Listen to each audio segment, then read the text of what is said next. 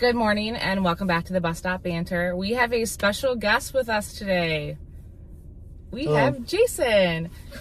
So today it's a very big day. Braxton, what's today?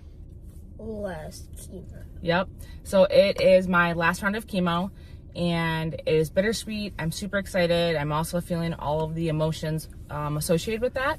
I've been doing chemo for the past 14 months. I've done 20 rounds of chemo.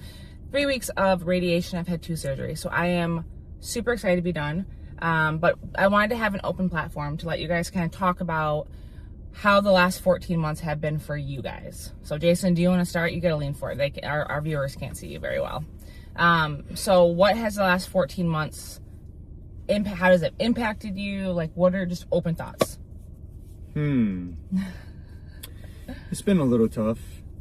Just in the fact of watching you go through your highs and lows, emotionally and physically, the way you feel.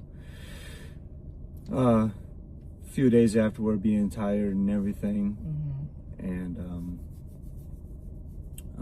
then just watching you struggle through that, when you're wanting to do all the things and you can't get to it all. Wait, I don't know how to slow down. No.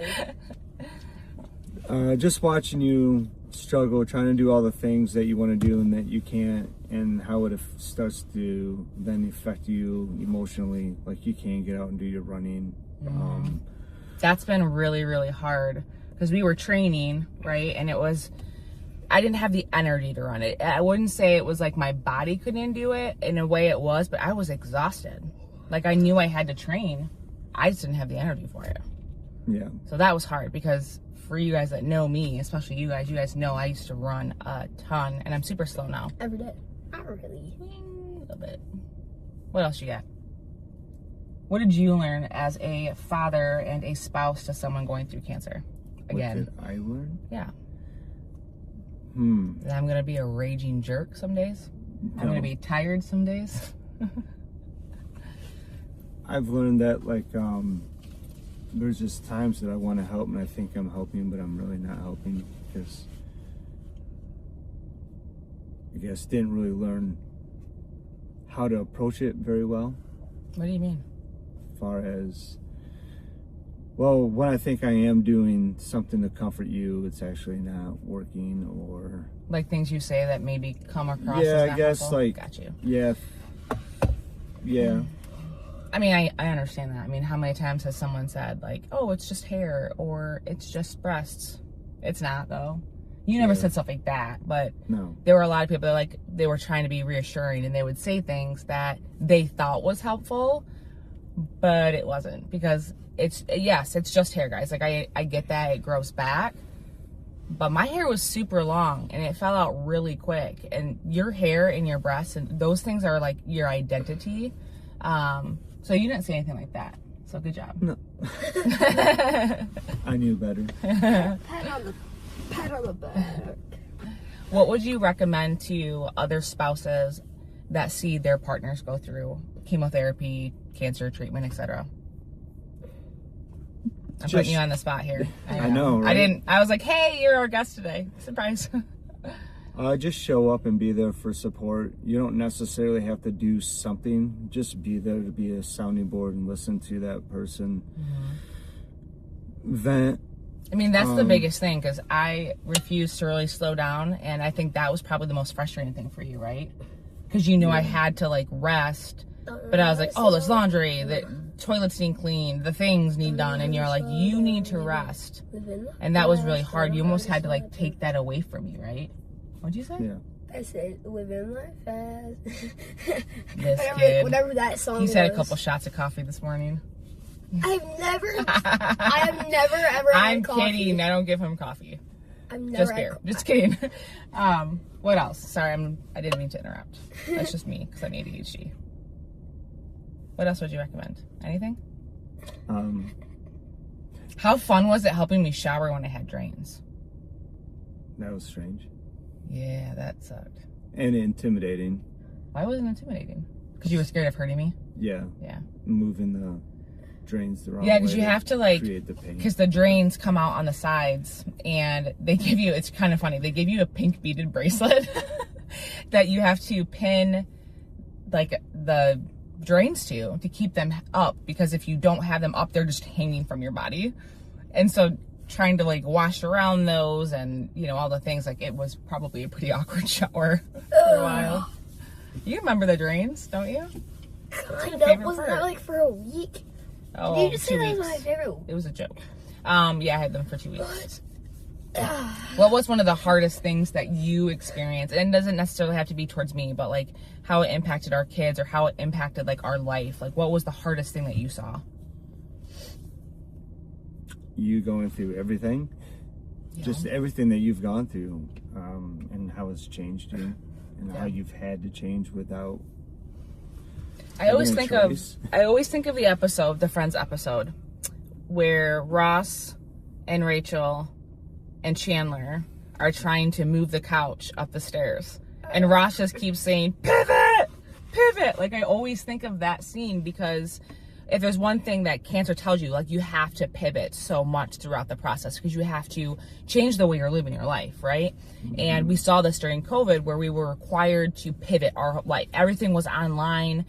Meetings were online. People were home. People were basically not allowed to go in public. When you're in cancer treatment, you have to make sure your body stays healthy, because if you're sick, you can't do treatment. You have to make sure that your immune system stays, you know, in the best shape and all the things. So I always just think of that episode of Pivot.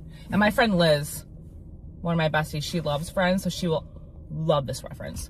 Braxton, what about you? What was some of the big things you learned throughout this process? People are waiting. I have stuff to say, I just don't know how to say. Try your best, because we are on crunch time, because I have to be at chemo at 8 o'clock.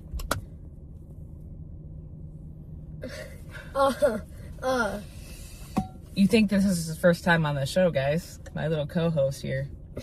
Co-host. What was the hardest thing for you to see? You, like, losing hair and stuff, and, Yeah. like, wanting to grow back, but also, like, Beckett sometimes, Mhm. and he's, like, and he runs away crying when someone says cancer, and you guys are like, what's wrong? Yeah. And he's We like, learned that we can't really say cancer in front of he's like, him. he said the C word. Yeah, he calls it the C word. He has really, really struggled. That's been eye-opening, because I guess I assumed he would be okay, which is a very naive thing for a mother to say, but Braxton took the news pretty well. Beckett initially laughed, because I think he thought I was joking, and that made Braxton mad. Remember when we told you guys and he laughed? You're like, that's not funny! He laughed? Do you remember that, Jay? I don't remember him laughing. didn't know what it Because he meant. didn't understand. Like, this is the second time I've gone through it. You were 3.5 at the time, so you don't remember a lot of it. But yeah, I think that was hard for me too, seeing how it impacted your brother. You got to pay attention. The people are here, not there. Jay, was that hard for you to see how Beckett was impacted by that? Yeah, I didn't think he was going to take it the way that he did.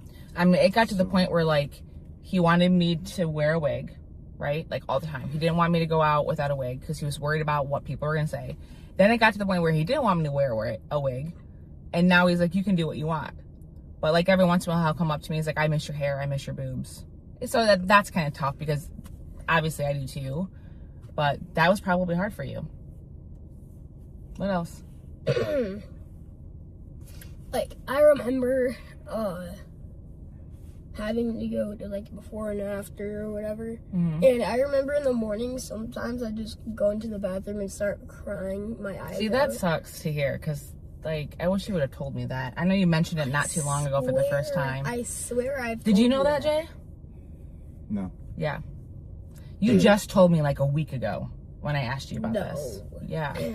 So that sucks, but it's a lot, guys. And so we're not going to like keep going, because we got to get Braxton literally to the bus stop, and then I have to go to chemo. But it's been a really weird, long journey. I'm really fortunate that I had the tribe that I had, because this time Why are you was... calling it a tribe? Because it's a tribe. You have a tribe of people that support you. I have amazing tribes. We have an amazing neighbors, right? Like, we have people bring us food. And not even people in our neighborhood. Like, I had friends that I used to work with years ago that brought us food. So the support helped a lot, especially in the beginning. Don't you guys think? Yeah. Yeah, I remember all the meal trains. That we had like 10 meal trains. Yeah, my It sister-in-law definitely set it made up things for easier, 'cause I every. can't cook. True. Yeah, so we are fortunate to finally be here today where we're done. The last thing I think I'll have to do is get the port removed. I don't want to keep having that in my body. So that's like the last thing. But anything else you guys want to add? This is going to be a shorter one because we're kind of short on time. I don't really got anything to say. Okay. Well, I personally want to thank everybody. I know the podcast is a lot newer versus the cancer diagnosis and the battle, but I'm going to do a shout out to friends and family that have stepped up for us over the last 14 plus months. You guys have been just so important in this journey and has helped us through all of it.